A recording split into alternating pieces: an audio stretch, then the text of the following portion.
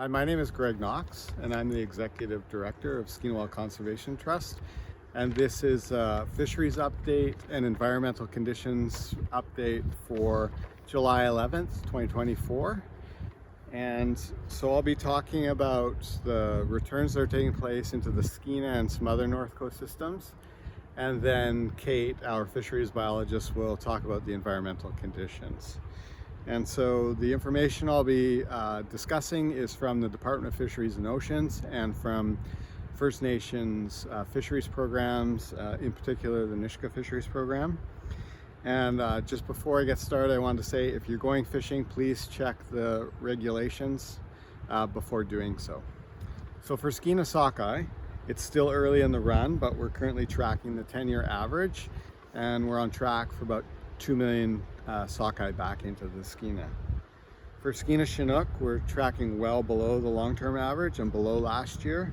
We're expecting less than 30,000 Chinook into the Skeena this year, and the long-term average is about 100,000.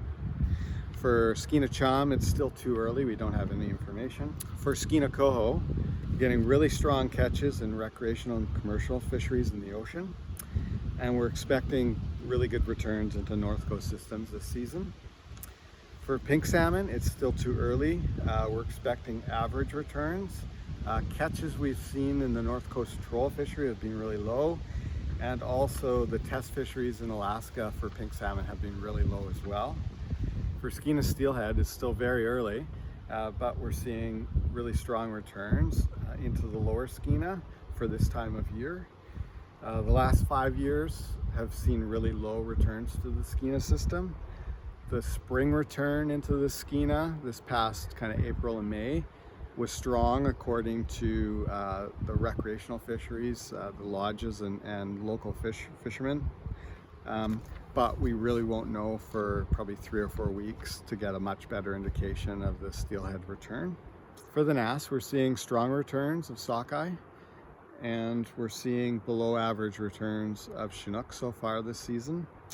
And in terms of other North Coast systems, I don't have much information yet. So as the season goes on, we'll do another video in a few weeks, and there'll be a lot better information. So with that, I'll hand it over to Kait Yele, our fisheries biologist, for some information on the environmental conditions.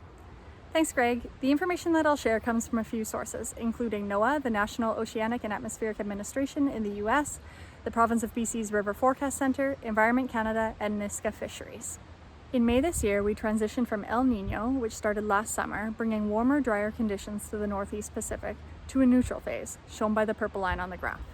A neutral phase means that sea surface temperatures are near their long-term average.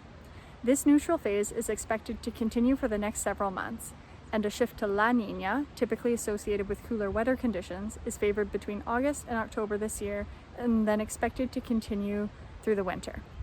We're officially a few weeks into summer, and temperatures are rising now, but overall late spring remained relatively cool and delayed some of the snowmelt. Even though snowmelt occurred at a generally seasonal rate, just a reminder that the overall snowpack was extremely low this year, so in mid-June the Skeena Nass snowpack was at 27% of its long-term average for that time, which was a bit higher than at the start of last summer. The low seasonal snowpack and lingering drought conditions from previous years create elevated drought potential for this summer. On average, water levels throughout the Nass and Skeena right now are near average or slightly below average for early July, but water levels in the Babine are below historic lows for this time of year.